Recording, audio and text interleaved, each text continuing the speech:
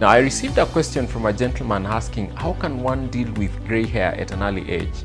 I find an early age to be quite vague, but I will respond in two ways.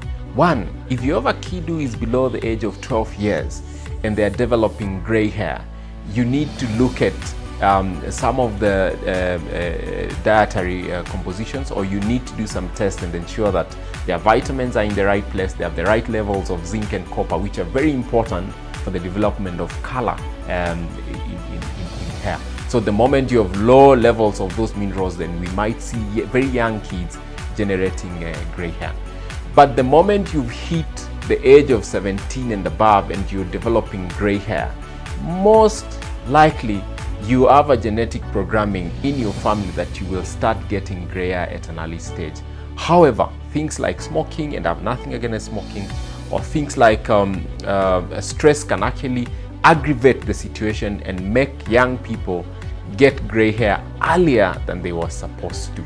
So the key thing is look at the age limit. If someone is below the age of 12, most likely you'd want to look at their dietary constitution.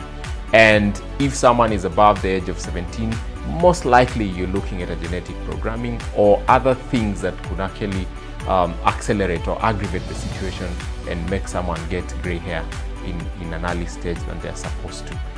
The challenge is that when you develop gray hair, the much we can do, if it is not a deficiency, then the much that we can do is just color that hair after it grows. So every 1 to 2 months you will need to do some coloring of the gray hair, but make sure that you keep your hair moisturized so that it doesn't become dry and break off.